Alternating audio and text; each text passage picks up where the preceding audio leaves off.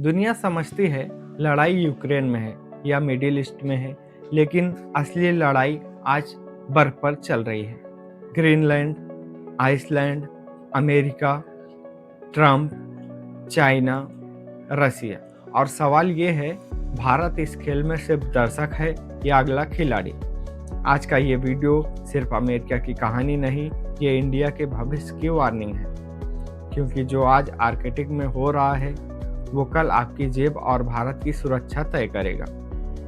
आज दुनिया की सबसे बड़ी ताकतें आर्कटिक रीजन नॉर्थ पोल के आसपास कब्जे की तैयारी कर रही हैं। इस आर्कटिक का दिल है ग्रीनलैंड और आइसलैंड। यहाँ बर्फ के नीचे दबा है रेयर अर्थ मिनरल्स, जो आपके स्मार्टफोन से लेकर मिसाइल तक में चाहिए।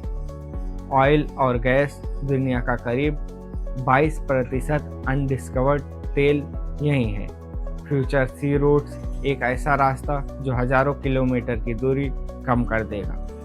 क्योंकि ग्लोबल वार्मिंग से बर्फ पिघल रही है, जो जगह पहले बंद थी वो अब खुल रही है। स्विच कैनल का विकल्प, अगर हम आर्कटिक के रास्ते नॉर्दर्न सी रूट व्यापार करें तो दूरी 40 से 50% कम हो जाएगी। रिसोर्सेस की भूख, जिसके पास मिनरल्स उसके पास भविष्य की टेक्नोलॉजी होगी।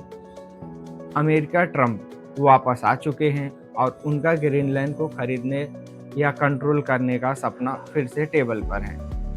वो इसे नेशनल सिक्योरिटी का मामला बता रहे हैं। रसिया, इनके पास दुनिया का सबसे बड़ा आइस ब्रेकर बेड़ा फ्लीट है, जो आर्कटिक को अपना बैकयार्ड समझते हैं।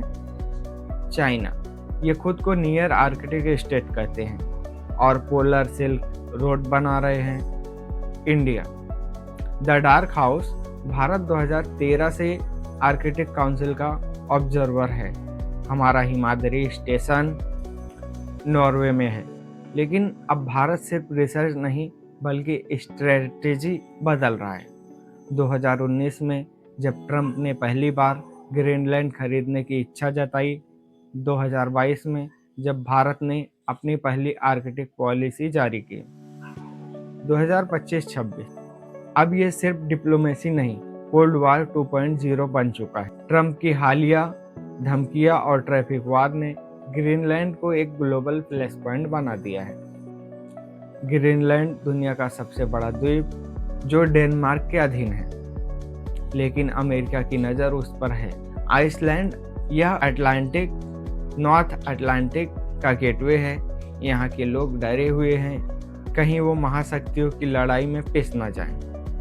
ट्रेड रिवॉल्यूशन, अगर भारत नॉर्दर्न सी रूट NSR का इस्तेमाल करता है तो चेन्नई से रसिया और यूरोप का सफ़र 12 से 15 दिन कम हो जाएगा। इससे माल सस्ता होगा और तेल की सप्लाई सुरक्षित होगी।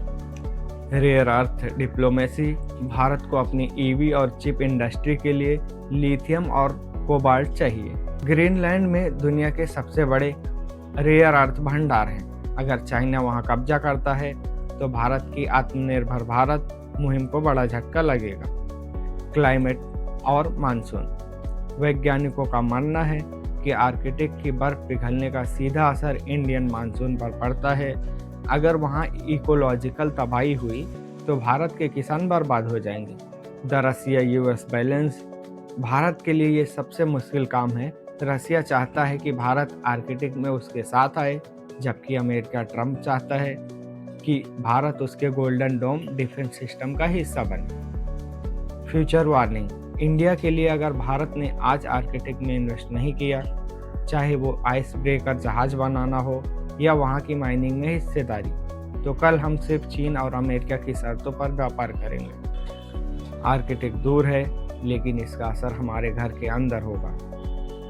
ट्रंप का ग्रीनलैंड का आइडिया कोई मजाक नहीं था, वो एक सिग्नल था कि आने वाली लड़ाइयाँ जमीन के लिए नहीं, संसाधनों यानी रिसोर्सेस के लिए होगी।